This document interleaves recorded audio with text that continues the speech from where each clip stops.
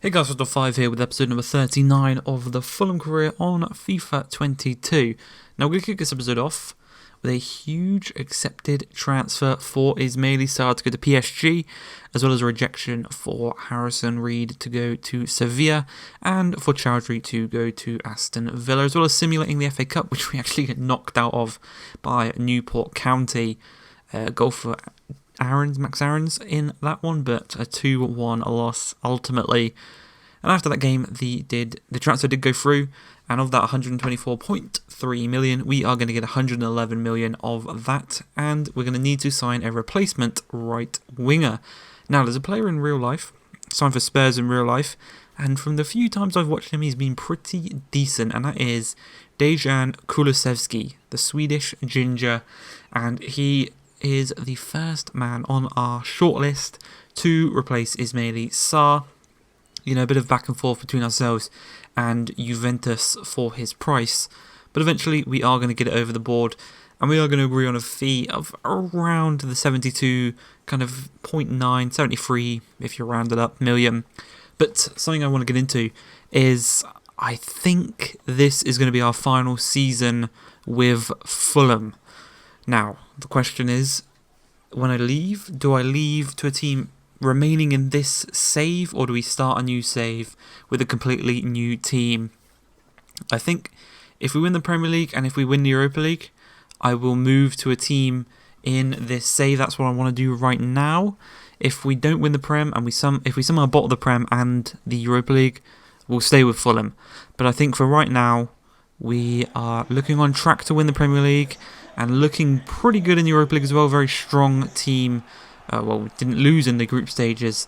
So I think for right now, I'm going to look to leave Fulham at the end of this season and join a team in this save, in a new league, maybe in France. We haven't managed in France yet this year. So maybe a Lyon, a Marseille. I don't really want to go to a PSG. Obviously, they're too dominant. And a Monaco, we've already done Monaco.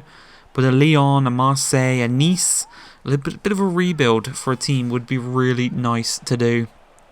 And I think that, for me personally, that is what I'm going to do. If there's any people that maybe you want to see us stay with Fulham and play in the Champions League for one season before we leave, that's absolutely fine. We'll look into that. Just comment down below what you think we should do. But for me right now, personally, if no one is objective to it, I am going to leave Fulham at the end of this season and join a team in France or in Spain.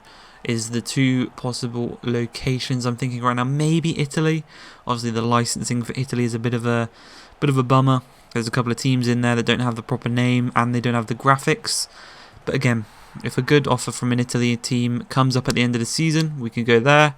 Spain, obviously, we haven't managed in Spain, I don't think, on the channel properly.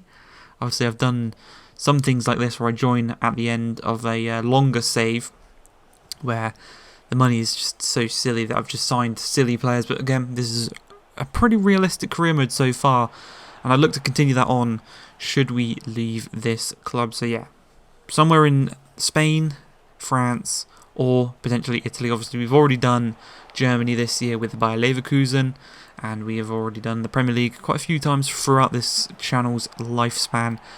As we get back into the gameplay action, you can see Kulusevski does score a goal on his debut to just ease the tensions in the later stages of this game here against Crystal Palace. Hell of a goal they scored, but thankfully a lovely goal from Kulusevski. And I will mention, if you missed it, go back and watch that Riley Webber finish, because it is incredible for his first goal. Really, really nice. And speaking of Riley Webber, if we do move teams in this save, do we bring Riley Webber with us? Or do we bring Isak Begovic? Do we bring Williams? Do we bring Roberts? Do we try and build a new star at the club we join? It's just a lot of different possibilities on things we can do as Kulusevski, cool as you like, 6 minutes into the game against Manchester City, goes and just first time side foot finish past. It's actually Zach Steffen in goal for this game. For some reason they're not playing Edison. But 1-0 to the good, exactly what we need in this title race. We're obviously in with Liverpool. Man City not doing the best in the league. I think they're actually outside the top 4. I think they're maybe 6th or 7th. But Lafont does go and do that, and you can see in the there. We're bringing Rodak on, and Rodak is going to be the first team keeper for the foreseeable future, because Lafont is just... He's bottled it. He has bottled it. Every opportunity we've given him, he has made silly saves that lead to goals. He has just conceded a lot. He hasn't kept too many clean sheets this season.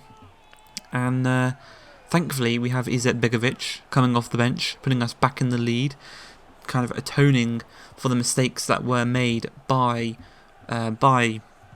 Lafont. Actually, I'm just checking the stats right now.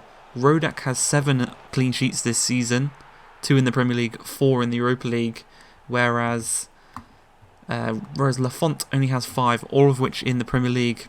Maybe you could say it's easier for him, but to have only 3 more clean sheets in the Premier League after playing 14 or 15 more games, you know, that's quite poor. So I think he's definitely the worst signing we've made this season, and it is definitely a possibility, should we stay, should we bottle the league and the Europa League, that he does actually get sold next season.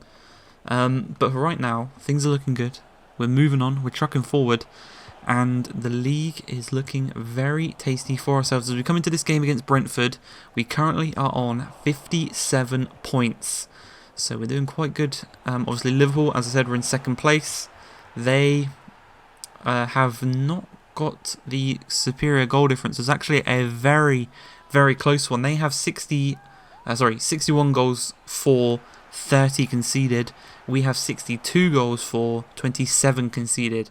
So there's only a 4 difference between both of our goal difference. Us on a 35, them on a 31.